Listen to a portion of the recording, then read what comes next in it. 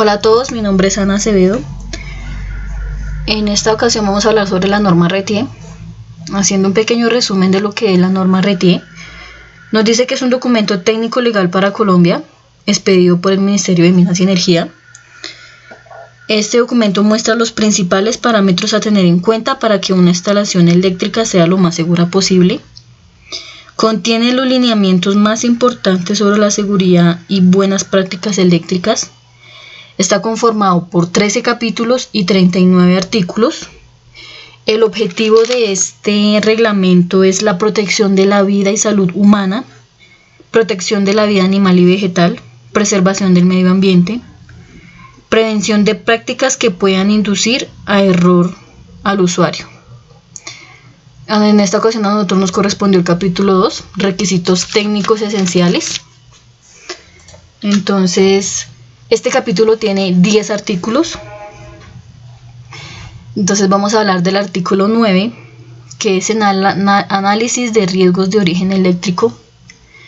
Este artículo nos dice que la energía eléctrica ha traído consigo la aparición de accidentes por contacto con elementos energizados o incendios, los cuales se han incrementado por el aumento del número de instalaciones, principalmente en la distribución y uso final de la electricidad. Esta parte de RETIE tiene como principal objetivo crear conciencia sobre los riesgos existentes en todo lugar donde se haga uso de la electricidad o se tengan elementos energizados. Ahí en la siguiente tabla que vemos a mano derecha, ahí nos detallan las zonas de los efectos de la corriente alterna en el cuerpo humano. En el eje X tenemos los miliamperios y en el eje Y tenemos el tiempo en milisegundos. Entonces ahí nos va explicando de acuerdo a los miliamperios y al tiempo, identifican por zonas, nos muestran 6 zonas y qué afectaciones tienen en el cuerpo, desde la zona verde, que no es tan riesgoso, hasta la zona roja, que es donde ya se producen los paros cardíacos, paros respiratorios y quemaduras severas.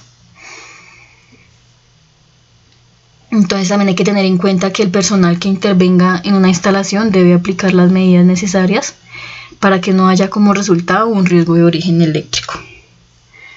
El artículo 10 nos habla de los requerimientos generales de las instalaciones eléctricas. Entonces aquí nos habla que toda instalación eléctrica debe contar con un diseño realizado por un profesional legalmente competente para desarrollar la actividad.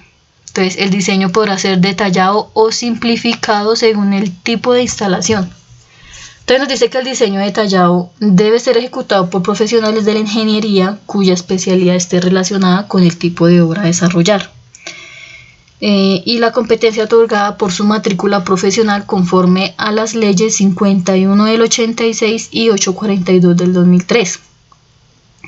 Este diseño detallado debe cumplir con unos ítems, los cuales son cuadros de carga, coordinación de aislamiento eléctrico, análisis de cortocircuito y fallas a tierra, diagramas unifilares y planos, entre otros.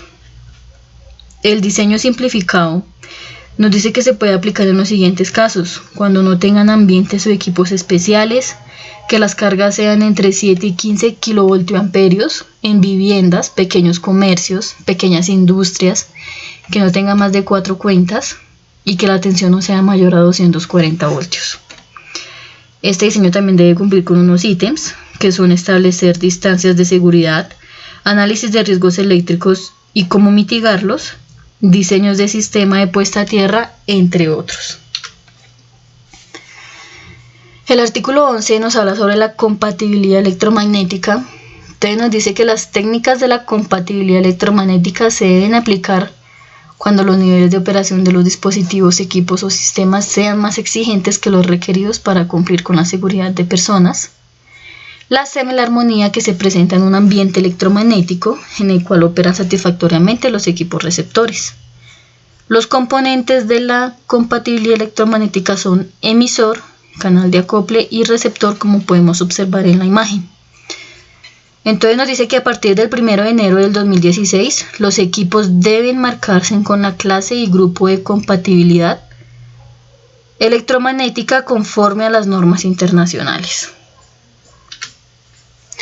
El artículo 12 nos habla sobre la clasificación de los niveles de tensión.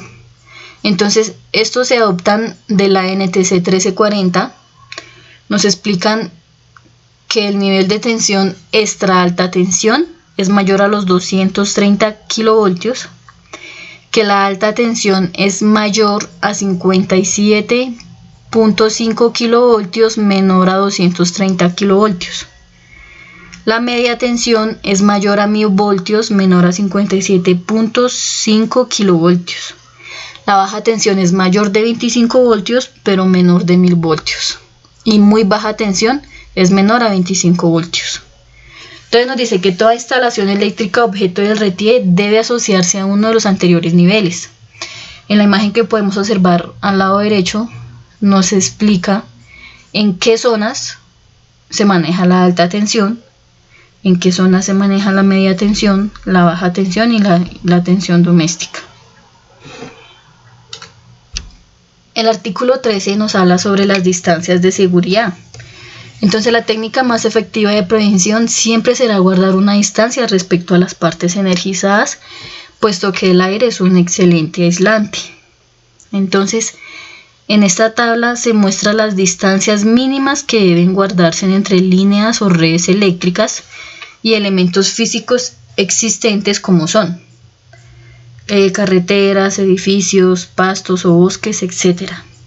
Entonces aquí podemos ver que la distancia sobre techos y proyectores es de 3.8 metros, que las distancias de muros, balcones, salientes, ventanas es de 2.5 metros, que la distancia sobre o debajo de balcones o techos de fácil acceso a personas y sobre techos accesibles a vehículos de máximo 2,45 metros es de 4,1 metros de distancia, que la distancia de carreteras, calles, callejones, zonas peatonales es de 6,1 metro. Y tenemos el artículo 14 que nos habla sobre los campos electromagnéticos. Nos dice que el campo electromagnético es una modificación del espacio debido a la interacción de fuerzas eléctricas y magnéticas simultáneamente producidas por un campo eléctrico y uno magnético que varían en el tiempo, por lo que se le conoce como campo electromagnético variable. Se ha demostrado que los campos electromagnéticos de bajas frecuencias 0 a 300 Hz no producen efectos nocivos en los seres vivos. Gracias. Los artículos que faltan los va a explicar mi compañero en la segunda parte de este video. Gracias por su atención y nos vemos en una próxima ocasión.